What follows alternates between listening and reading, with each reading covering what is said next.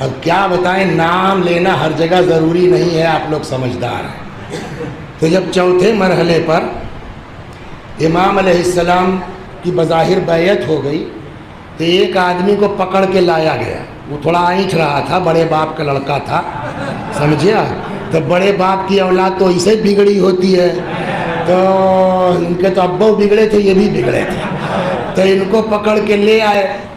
अब देखिए टीवी उवी तो था नहीं उस ज़माने में, अपनी अकल से हम वीडियो बना लेते हैं लेटे लेटे, इसलिए कि भाई उन लोगों ने, मालिक वगैरह ने कैसे शराफत से बात की होगी, वो तो जाने शरीफ लोग थे।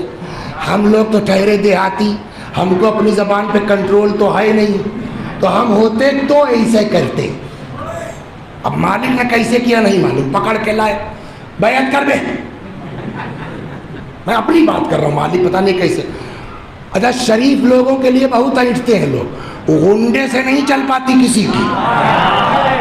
अब मालूम है कि मौला के यहाँ सब कुछ गुंडई तो होगी नहीं, बैत करो का नहीं करेंगे। सुनिए आप, क्या नहीं करेंगे।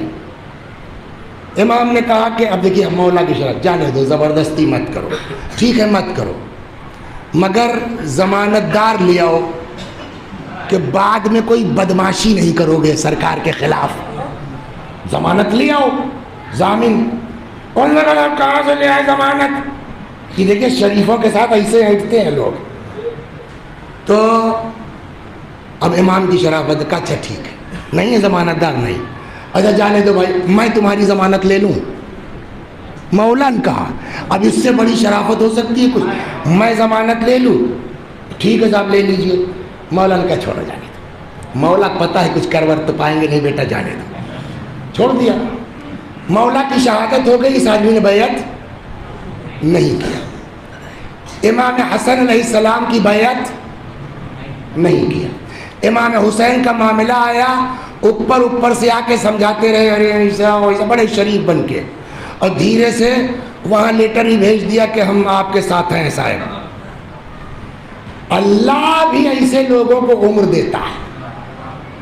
मेरे नबी ने बद्दुआ की थी कि वख्जुल मन खजला, पालने वाले उसको जलील कर जो अली के चक्कर में पड़े। हो गई बात। तो अब साहब जो है वो अल्लाह ने दी इनको जिंदगी, और इन्हीं के ज़माने में एक गुंडा जिसका नाम था हज्जाज इब्ने यूसुफ, ये बन के आ गया गवर्नर। हमारे ख्याल में ऐसे रात रही होगी, पता नहीं 10 बजा था कि 12 बजा था, शब की बात है, निस्फ शब के आसपास इनको खबर मिली। तो अब इनको पता है कि ये वो मौला वाली शराफत तो है नहीं यहाँ। ये भागे पुच्छा झार, पुच्छा झार समझते हैं ना। ये पहुंच गए वहाँ, सिपाहियों ने कहा कहिए साहब। कहने लगे कि वो साहेब आए हैं, सोच रहे हैं बैयत कर लें। इतनी रात को करे भाई, सोचता कहीं सुबह तक मर वर न जाए। तो साहबियों ने, वो सिपाहियों ने भी कहा साहब बड़े बाप के बेटवा के इनके मुँह ला गए, छोड़ो जाइए साहब। हज्जाज ने कहा भेज दो। ये पहुंच गए, वो लेटा था। कहिए। कहने लगे साहब खबर मिली कि आप हाकिम बन के आए, तो मैंने सोचा कि आपके हाथ पे बैयत कर लूं। कभी कभी अल्लाह अपने दुश्मनों से हक कहलवाता है, उसका फलसफा ही अलग है। तो हज्जाज ने कहा कि अरे साहब सवेरा न होता है, इतनी आधी रात को आप आ गए बैयत करने, सुबह आ जाते। कहने लगे रसूलुल्लाह की एक हदीस ने डरा दिया। क्या? रसूलुल्लाह की एक हदीस ने डरा दिया। का क्या? मैंने इसी लगे कि हदीस दोनों जगह है, आपके यहाँ भी है। इतना है कि आधी रात को भाग गए। तो पैगंबर ने फरमाया कि अगर कोई मर जाए और उसकी गर्दन पे किसी की बैयत ना हो तो उसकी मौत जाहिलियत की मौत है।